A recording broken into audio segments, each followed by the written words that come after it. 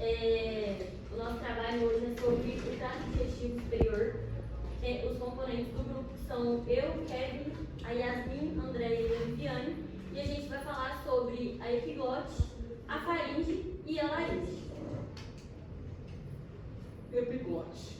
A epiglote é um retalho. Olha que eu vi essa palavra retalho. Por que retalho, né? Você imagina retalho uma pequena parte. Aí você pega um tecido, você tira um pedaço, é um retalho. Aí eu até achei interessante, né? Retalho, tá? Mas aí ficou retalho. É um retalho cartilaginoso no pescoço.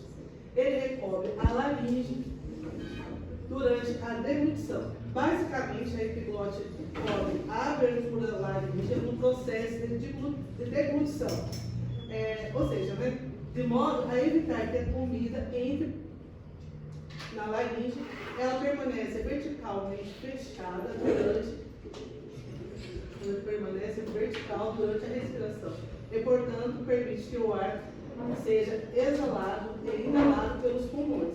Tem um ditado que diz assim, né, apressado come cru, mas na verdade o apressado engasga, né? Porque você tem que comer lentamente, devagar, com o tempo da respiração, o ar está passando aí pela epiglote, fazendo a passagem do ar para o pulmão e não de alimento para o pulmão, que no caso pode causar uma pneumonia aspirativa ou mesmo um engasgo, e o engasgo a gente sabe que muita gente vai a óbito devido ao engasgo, porque há uma disfunção na epiglote, que no ato da pessoa estar comendo muito rápido, se alimentando muito rápido, fazendo essa deglutição muito rápido, e a respiração. Então, naturalmente, a pessoa vai ficar comendo rápido, a respiração vai ser mais rápida e vai resultar nesse problema aí da epiglote. Ela vai ter um mau funcionamento, promovendo o engasgo ou a aspiração, no caso que é o alimento do pulmão.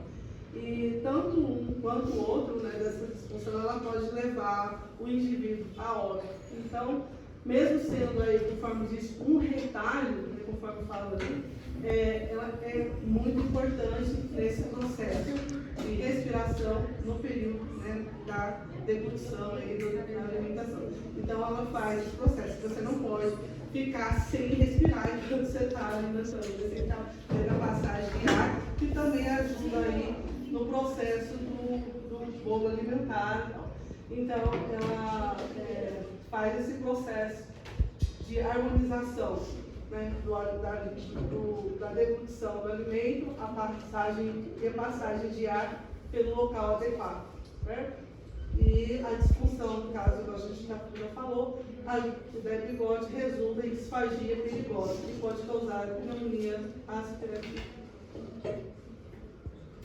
A faringe é mais comumente conhecida como garganta, ela fica um tubo com 5 centímetros se estendendo posteriormente as cavidades nasal e oral até a laringe. Ela forma o ar, ela forma basicamente uma passagem muscular para o ar. Quando ela está sendo relacionada com a respiração, porque a faringe ela age tanto na parte respiratória quanto na parte digestória. Se tratando da parte respiratória, a gente considera orofaringe. Da parte digestória é a nasofaringe, exatamente. A função dela é basicamente a passagem para o ar, para os alimentos e líquidos, para eles irem para os seus respectivos lugares, não ter nenhum desvio. Pode ser para o pulmão ou o estômago. A faringe é um canal de paredes musculosas revestido por mucosa. Então, ela tem músculo revestido, os músculos têm a parte da mucosa. A faringe é composta por 9 músculos, sendo eles classificados como circulares, longitudinais ou palatinos. Os circulares ou constritores, eles ficam inseridos na RAF da faringe. Tem 3 constritores, que são o superior, aqui, ele fica mais aqui acima,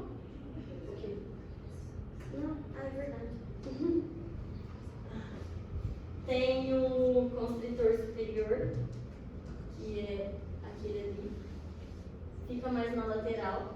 Tem o constritor médio. Tá aqui. E o constritor inferior. Tá mais aqui abaixo. Depois, tem os músculos longitudinais, que tem o palafaringe, que vai do palas até a faringe, por isso do nome. O estilofaringe, que vai do osso estiloide até a faringe. E o salpingo faríngeo, que o nome dele, ele tem esse nome porque quando a gente tem uma tuba no nosso corpo, elas são chamadas de salpinge. Aí, como ele vai da tuba auditiva até a faringe, ele recebeu esse nome por conta disso. A função do salpingo faríngeo é ajudar a pressurização do ouvido médio. Quando a gente faz esse movimento, às vezes quando a gente fica surdo, engole o ar para voltar à audição, o salpingo faríngeo está relacionado. A terceira classificação são os palatinos, né? Como o próprio nome diz, eles estão relacionados, eles estão inseridos no palato mole, por isso o nome. Aí tem mais 3 músculos, que são o tensor do véu palatino. Ali não estou mostrando ele, mas ele fica nessa região aqui.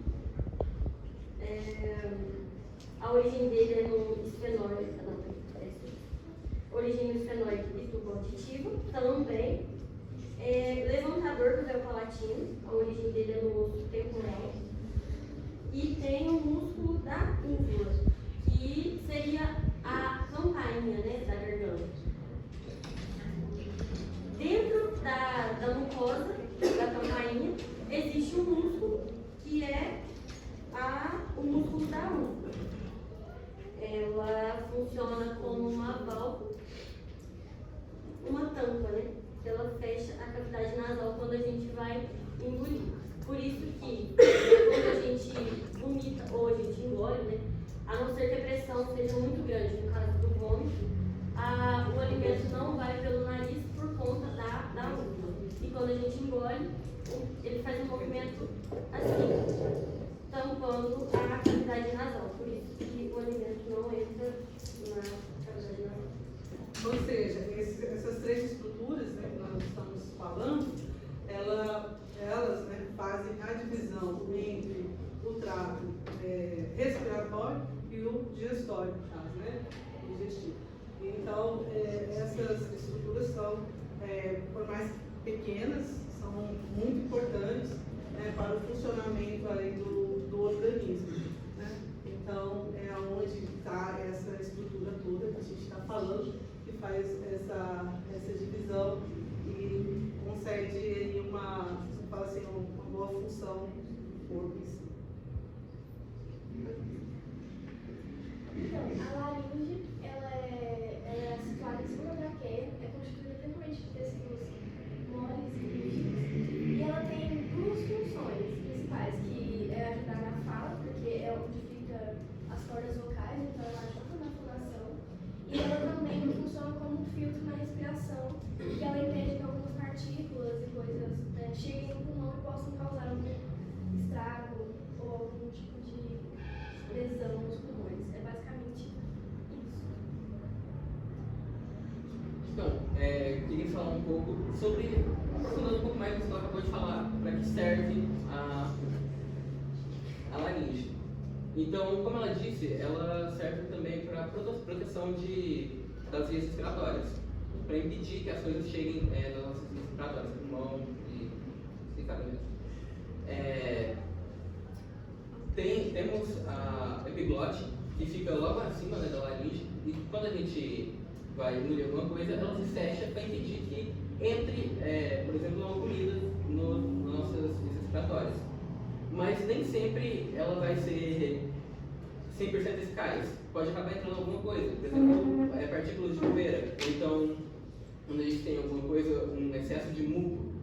E para isso, a gente tem um reflexo de tosse, que vai ajudar a limpar essas vias respiratórias. E a forma como ele acontece é um tanto quanto interessante, já que as cordas vocais elas se fecham e aumenta a pressão do ar que está nos pulmões. E aí logo depois elas abrem, liberando esse ar de uma vez para poder limpar as vias respiratórias. Falando também um pouco da fonação, a laringe ela desempenha uma parte importante do processo, já que as cordas vocais estão situadas nela. E funciona mais ou menos o seguinte: as cordas vocais elas vão se fechar de novo, deixando um espaço. E o ar, quando a gente fala, ele sai dos pulmões em direção à laringe. Quando o ar ele passa pelas cordas vocais, elas estão vibrando e produzem algum som. Um som bem, digamos assim, bruto. Ele ainda precisa ser lapidado. E ele vai ser lapidado conforme ele vai saindo nas cavidades, tanto da faringe, da boca e do nariz. E assim resulta na voz. E os músculos presentes na laringe têm uma grande importância nisso também, já que a força, tipo assim, o resultado, como vai sair essa voz, são fornecidos por eles. A gente controla, deixando a voz mais grave ou mais aguda com isso. E por último, a gente tem a regulação do fluxo de ar. E imagina que a laringe vai funcionar tipo um semáforo, digamos assim, para o fluxo de ar. Onde se a gente está parado, se a gente não está falando nada, as nossas cordas vocais estão abertas e o fluxo de ar está rápido, está constante, digamos assim. Mas quando a gente começa a falar ou fazer algum exercício físico, as cordas vocais elas vão de novo fechar para impedir que se acumule muito ar no pulmão ou que saia muito ar. Então, vou falar um pouquinho dos músculos. Músculo cricotireoide. É um músculo da laringe que é inervado pelo nervo da laríngeo externo, enquanto todos os outros são inervados pelo nervo laríngeo recorrente. Ele aumenta a tensão dos ligamentos vocais porque mede o arco de cartilagem cricóide e se insere na lâmina e no corpo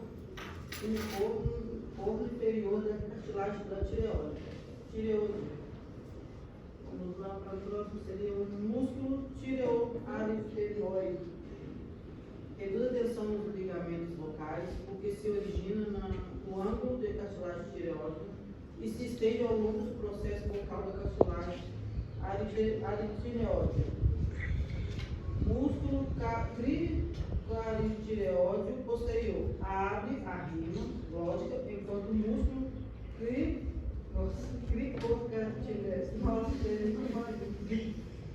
cricoaritireoide lateral, músculo transverso, e o músculo aritenoide oblíquo a fecha. Ele se origina da lâmina da cartilagem cricóide e se insere no processo muscular da cartilagem.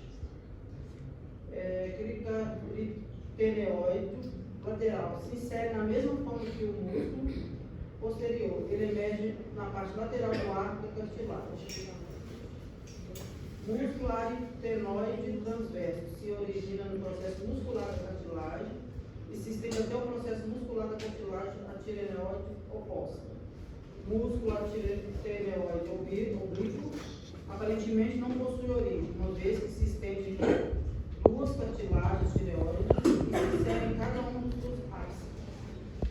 O aripiriglótico e tireoepiriglótico são dois músculos que auxiliam o fechamento da abertura laringofaríngea e ao se inserirem na epiglótica, o primeiro emerge da ápice da cartilagem aritenoide e o segundo na lâmina de cartilagem tireoide.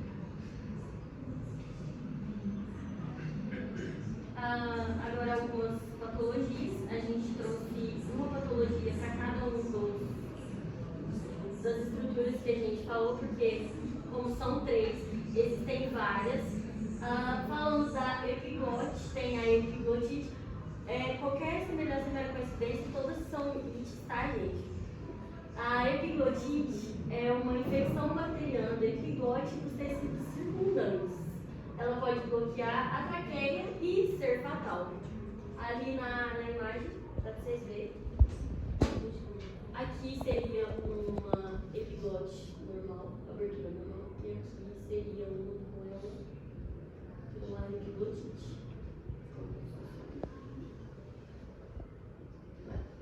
Os médicos fazem o diagnóstico observando, né? É bem visual, vocês estão vendo que é bem visível quando a pessoa está com a patologia. Então, é basicamente isso.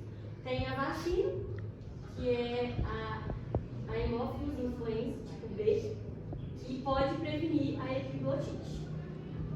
Pode passar. It significa inflamação, por isso que isso é meningite. Ah, é? Sim. Obrigada, Paulo. Pode falar. Ok.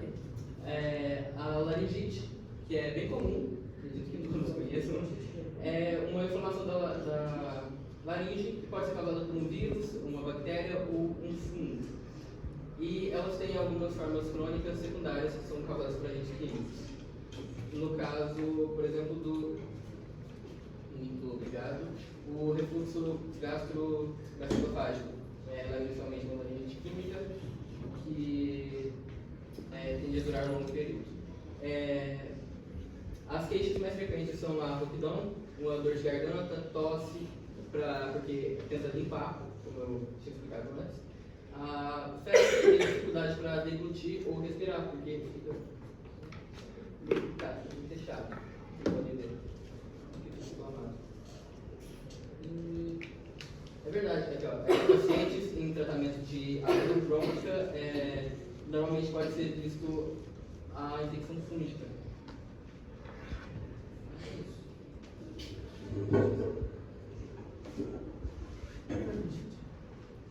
A faringite. Infecção da mucosa da faringe, sua principal apresentação é aguda, causando principalmente dor ao engolir, febre, mal-estar em geral, dor muscular e disposição.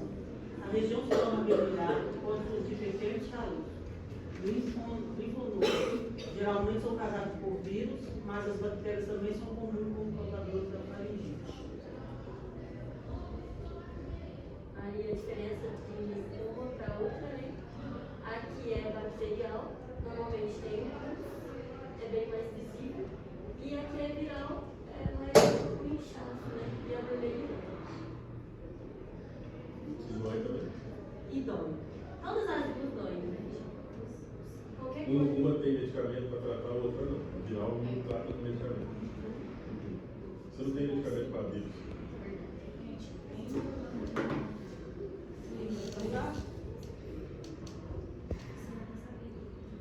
São as referências. Obrigado pela atenção.